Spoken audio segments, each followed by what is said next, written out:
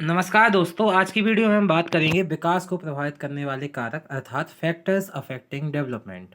मतलब विकास को कौन कौन से कारक प्रभावित करते हैं। एग्जाम में ये ऑप्शन के थ्रू आए हैं कई बार कि इनमें से कौन सा कारक विकास को प्रभावित नहीं करता। इनके पहली वाली वीडियो में आपने जाना बाल विकास के बारे में और साथ ही साथ बाल विकास और विकास से अधिगम के संबंधों के बारे में।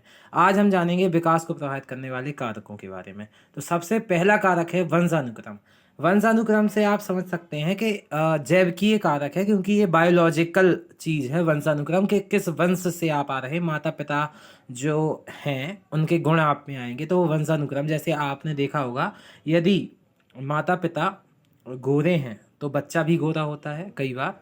यदि माता पिता काले हैं तो बच्चा काला होता है। माता पिता लंबे हैं तो लंबा होता है।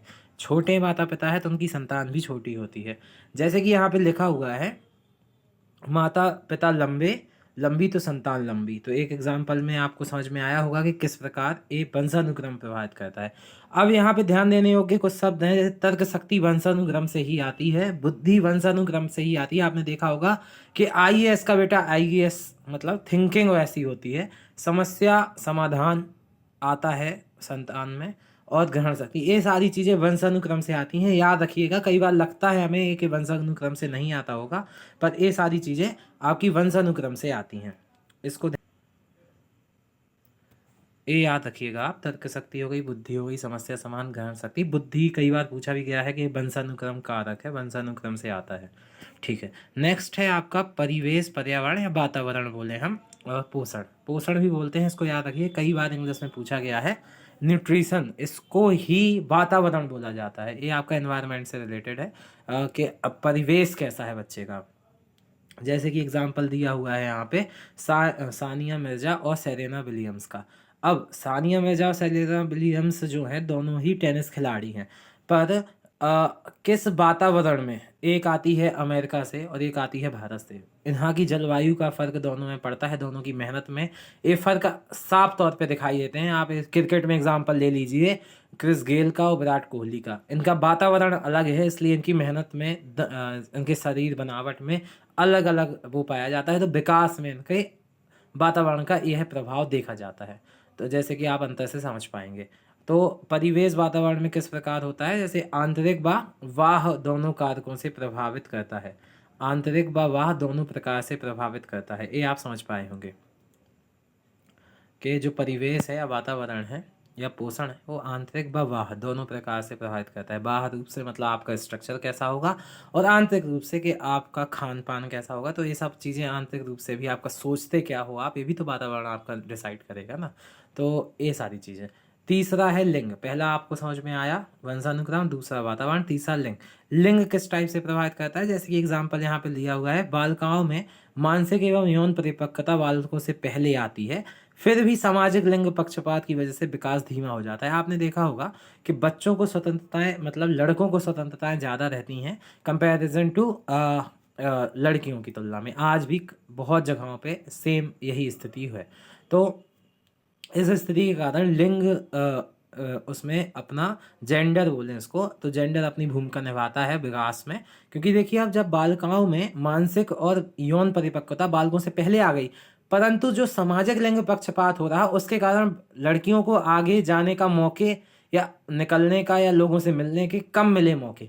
तो इसलिए उनका इस पक्षपात की वजह से विकास धीमा हो गया, क्योंकि वो जानेंगी चीज़ें कम, कम्युनिकेट लोगों से कम करेंगी। तो इसलिए ऐसा होता है। लिंग भी सामाजिक, या फिर हम बोले कि लिंग भी विकास में भूमिका निभाता है अपनी।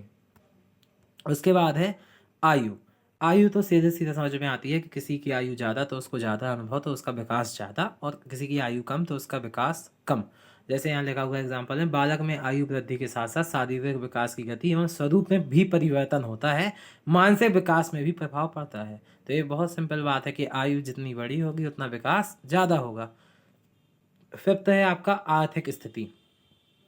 अब आर्थिक स्थिति कैसे है ये, जैसे आपने देखा होगा किसी बच्चे के माता पिता की आर्थिक स्थिति अच्छी है तो उसका विकास, क्योंकि उसको संसाधन ज़्यादा मिल जाते हैं, इसलिए उसका विकास ज़्यादा होता है।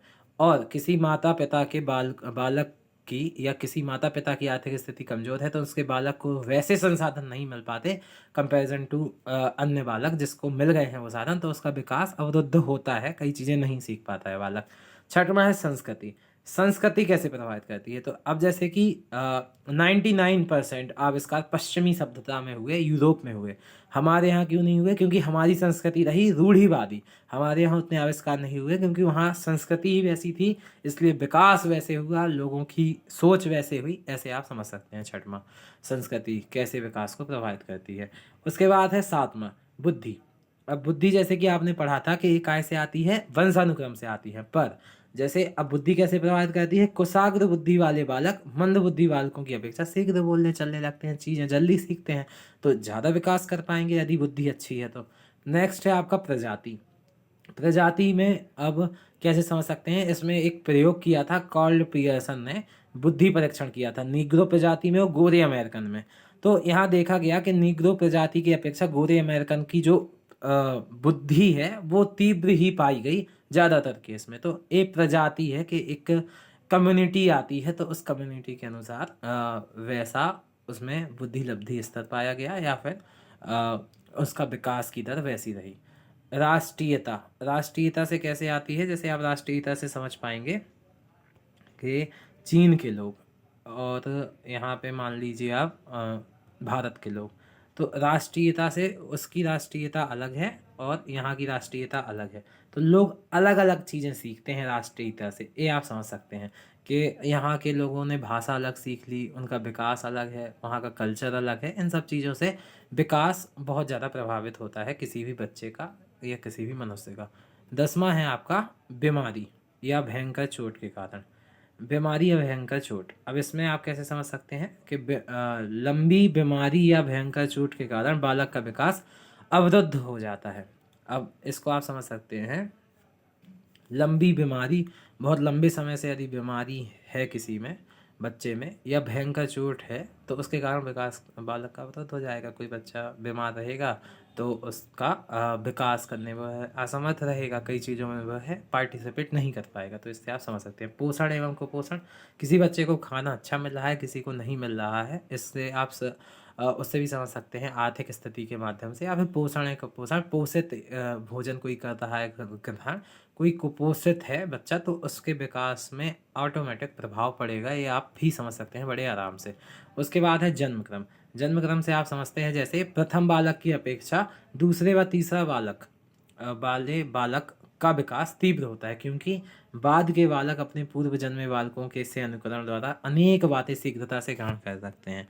हालांकि इसमें कई लाभ और कई नुकसान भी हैं। जैसे प्रथम बालक जो होता है, माता को भी उतने तरीके नहीं पता होते कि बच्चों को कैसे वो किया जाता है। यदि आजकल एकल परिवार ज़्यादा हो गए हैं तो उस अनुसार भी सोचे तो प्रथम बालक को उतना ज्ञान नहीं होता माता को भी।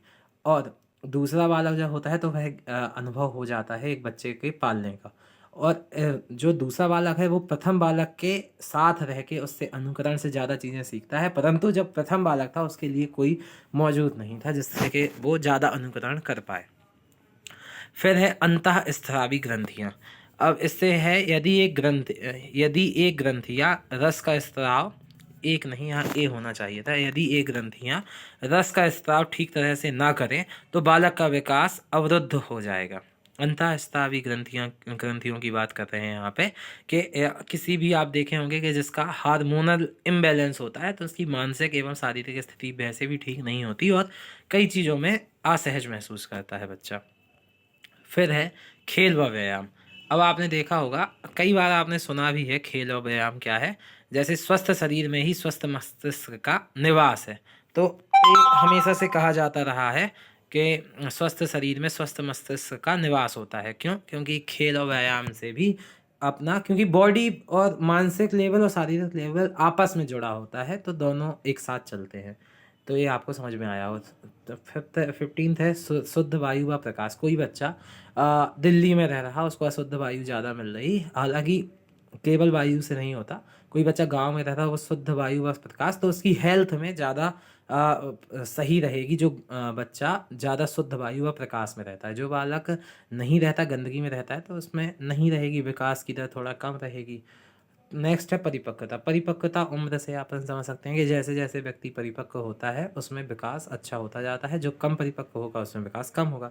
17th है अध्यापक शुरुआती में। अध्यापक कैसे पाए आपने, ये भी बड़ा महत्वपूर्ण है कि अध्यापक आपके साथ कैसे जुड़े रहे और उन्होंने आपको कितना सही तरीके से आप पर ध्यान दिया, तो उससे भी आपका विकास अब तो होता है, क्योंकि कई अध्यापक बहुत नए तरीके से बच्चों का विकास बहुत ज़्यादा अमाउंट में कराते हैं, उसका पक्ष विपक्ष देख के उसका विकास कराते हैं बालक का। नेक्स्ट है शिक्षा। आप शिक्षा कहाँ से ले रहे हैं, आप शिक्षा काय की ले रहे हैं, ऐसे में भी आप किस ग्रुप के साथ शिक्षा ले रहे हैं, ये सारी बातें शिक्षा भी विकास में बड़े योगदान निभाती है, बहुत भूमिका निभाती है। फिर है अधिगम कि बच्चे सीखते क्या हैं और सीखते कैसे हैं। फिर है हम उम्र बच्चे कैसे हैं साथ में, तो विकास की तरफ वैसी होगी। और हम उम्र बच्चे यदि गालियाँ देते हैं तो बच्चे गालियाँ भी सीखते हैं। हम उम्र बच्चे यदि अच्छे परिवेश से आते हैं तो बच्चे अच्छे परिवेश से उनका अनुकरण करते हैं, कि हम भी अच्छे साफ कपड़े पहनना, जैसे कि सभ्यता से बोलना, अच्छे से बोलना, ये सारी चीज़ें अनुकरण करके ही सीखते हैं। हम लोग अनुकरण करके ही सीखते हैं सारी चीज़ें, और बच्चे भी।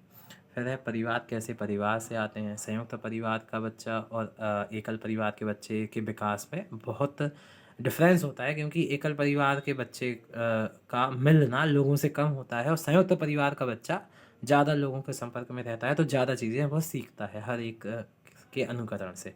फिर है नेक्स्ट विकासात्मक कार्यों का, ये कुछ नोट्स हैं आप मान लीजिए, जिसको आपको याद रखना है डायरेक्ट। जैसे विकासात्मक कार्यों का संप्रत्यय रॉबर्ट हेविंगहॉस्ट ने दिया था, इसको याद रखिएगा। विकासात्मक कार्यों का संप्रत्यय, ये डायरेक्ट लाइन आती है एग्जाम में। नेक्स्ट है विकास का अधिगम का सिद्धांत। अब देखिए आप, अधिगम का सिद्धांत नहीं है, विकास का अधिगम का सिद्धांत है, इसको याद रखना है आपको, ना कि अधिगम का सिद्धांत। विकास का अधिगम का सिद्धांत, विकास का अधिगम का सिद्धांत रिचर्डसन सीयर्स ने दिया। किसने दिया? रिचर्डसन सीयर्स ने, इसको याद रखिएगा। विकास का अधिगम का सिद्धांत रिचर्डसन सीयर्स ने दिया, इसको आप बहुत अच्छे से याद रखिएगा। बहुत बहुत धन्यवाद आपका वीडियो देखने के लिए। जय हिंद।